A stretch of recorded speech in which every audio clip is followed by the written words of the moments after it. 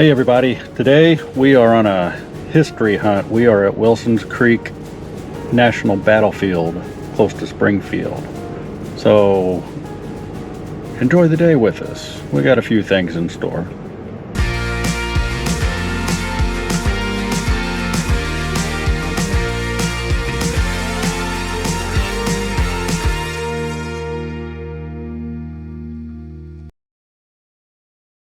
Wilson's Creek National Battlefield is located just outside of Republic, Missouri, near Springfield.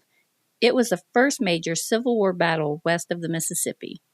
The state would see fighting for the next 3.5 years and would rank third as the most fought-over state in the nation.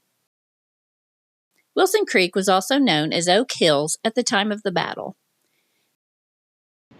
The Visitor Center is the start of the tour, where you can find restrooms, maps, a bookstore, schedule of tours, and of course get your National Park passport stamp. The park is free. We did find some conflicting information on the app that shows that there was an entry fee per car, but that is no longer the case. In the auditorium, there is a 28-minute film of the Wilson's Creek battle, and if you watch before the rest of the tour, you'll find the tour even more interesting.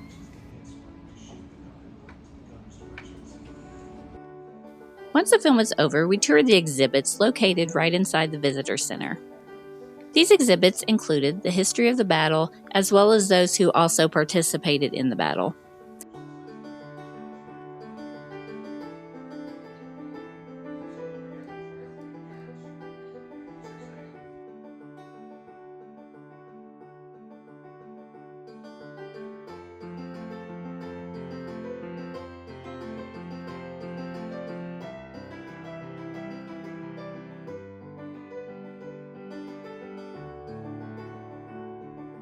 The Edge Weapons and Firearms exhibit was more than impressive, and anyone who loves Civil War history would really enjoy this museum.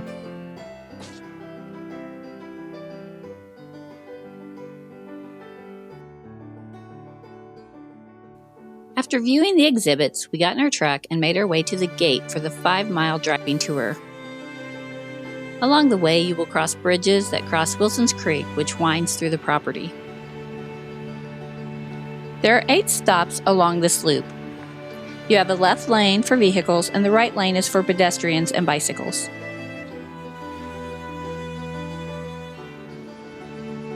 The first stop on the loop is Gibson's Mill. The northern end of the Confederate camp was located here. The half-mile trail leads to Gibson's house and the mill site.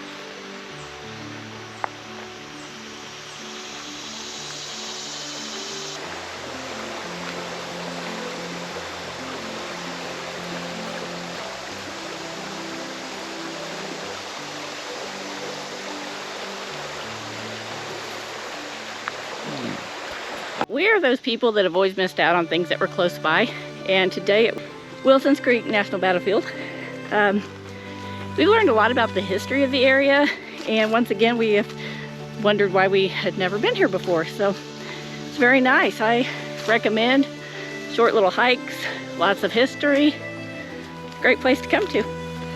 Good day for it too. Perfect day for it. Not real hot. Finishing up the last half of this trail, we get to walk by this old fence, and that is one of the really neat things about these historic sites, are the structure of the fences.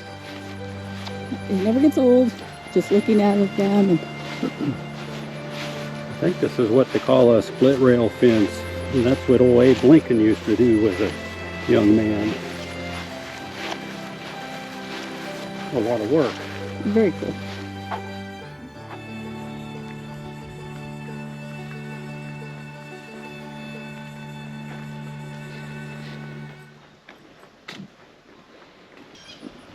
We are headed now up to the Ray house.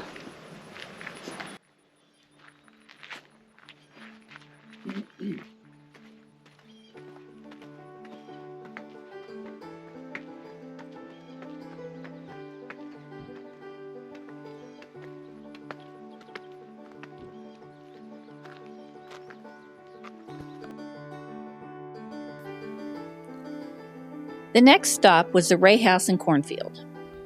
This small stone spring house that you can see down the hill was the only source of water.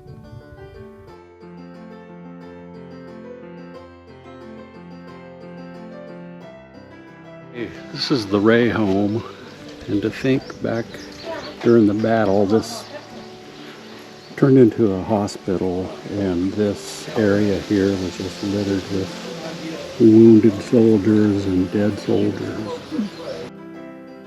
The Ray house was a Confederate field hospital, and Nathaniel Lyon's body was brought here at the end of the fighting.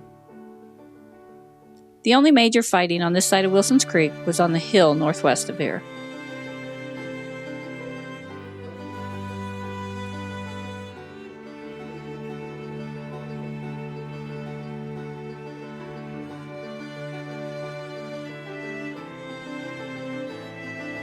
Nathaniel Lyon's body was brought to this room, and this is the bed where he laid. This is actually a replica, as the original you would have seen in the visitor center.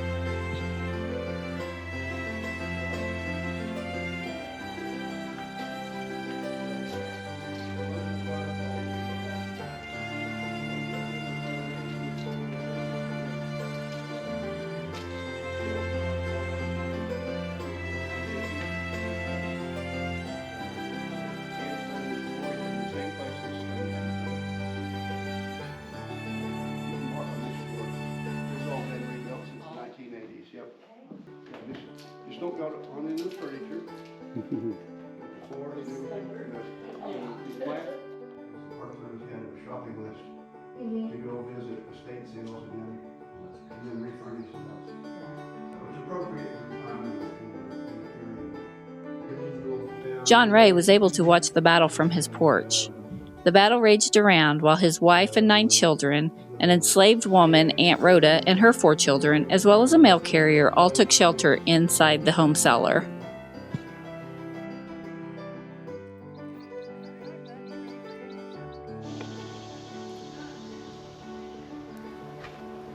The third stop is the Pulaski, Arkansas Battery.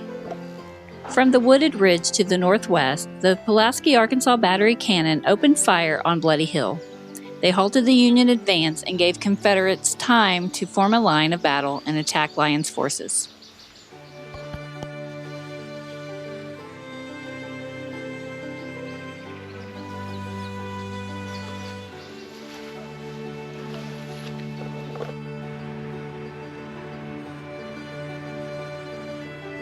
On the next few stops of the tour, you will be able to follow the battle along as it played out that morning.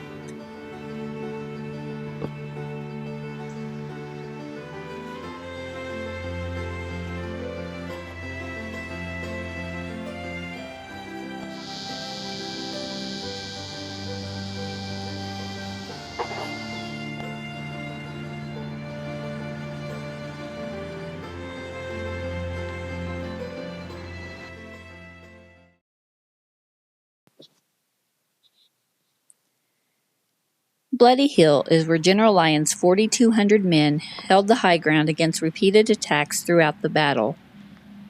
Over 1,700 Union and Confederate soldiers would be killed or wounded here.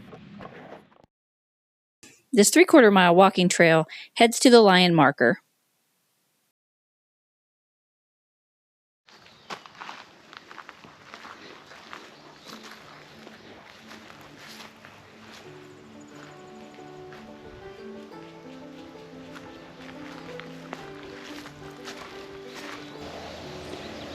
So that sinkhole right there is actually a burial ground for 30 Union soldiers. They later took them to bury at the Springfield National Cemetery.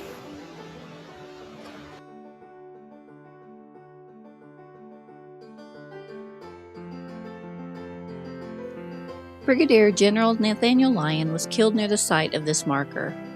The marker was erected in honor of him and the Union and Confederate soldiers who fought here, with many losing their lives or wounded. Lyons was a graduate of West Point and a supporter of Lincoln and the Republican Party. He worked diligently with Congressman Francis P. Blair to keep the state from seceding. He was the first Union general to die in a Civil War battle. We are at our last stop, the historic Overlook, 1/8 mile.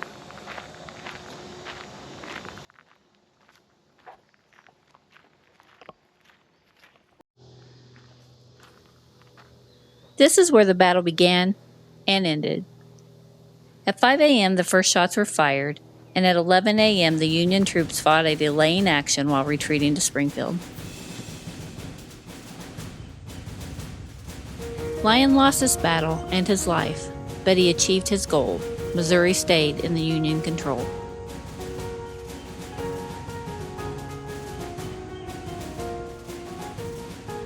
If you like this video, please hit the like button and subscribe to our channel.